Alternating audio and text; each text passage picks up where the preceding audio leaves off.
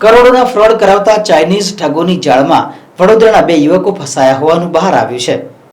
વડોદરાનો તુષાર કડિયા કામ કરતો હતો અને વધુ આવક મેળવવા દુબઈ ગયો હતો, પરંતુ ત્યાં 5 જ મહિના રહ્યો હતો અને ત્યાંથી વધુ કમાવા માટે અભિષેક નામના એજન્ટ મારફતે દુબઈથી હોંગકોંગ ગયો હતો। તુષારના પિતાએ કહ્યું છે કે તુષારે 10 મહિનામાં એક પણ પાઈ મોકલી નથી। તે ખૂબ જ સરળ છે અને પૈસા મોકલવાની બાબતમાં ચોક્કસ છે। દર મહિને 25 તારીખે રૂપિયા ટ્રાન્સફર કરવાની વાત કરતો હતો, પરંતુ તેને રૂપિયા મોકલ્યા નથી, જેથી તે નક્કી ફસાયો છે।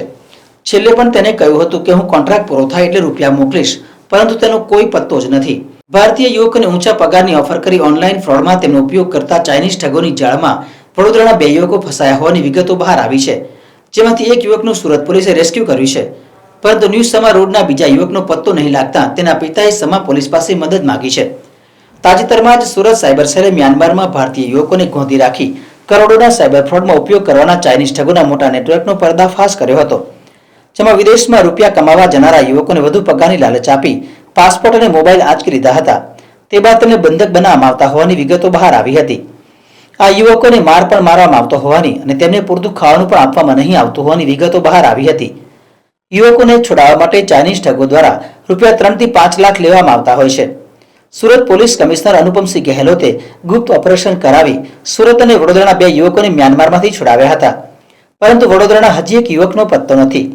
દુબઈ કમાવા માટે સમા રોડના વેદ અને કુશાંગ નામના એજન્ટ મારફતે ગયો હતો, પરંતુ ત્યાંથી 5 જ મહિનામાં અભિષેક સિંહ નામના એજન્ટના માધ્યમથી અન્ય સ્થળે વધુ કમાવા ગયો હતો।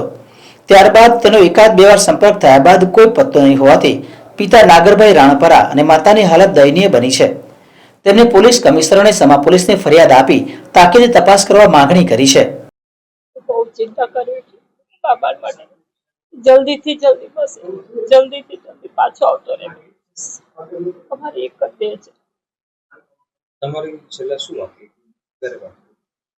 છેલ્લે 5 મહિના પહેલા અમારે વાત થઈ હતી કે મમ્મી સહી સલામત છે, તમે ચિંતા ના કરશો, પાછો આવીશ। ધીરે ધીરે ધીરે એનો કોન્ટેક્ટ બિલકુલ બંધ થઈ ગયો। આજે 5 મહિનાથી તો એનો કોઈ જાતનો કોઈ નથી, વોઇસ મેસેજ નથી। આજ મહિના પહેલા એક વોઇસ મેસેજ આવેલો અને ફોન તો આવતો જ નથી।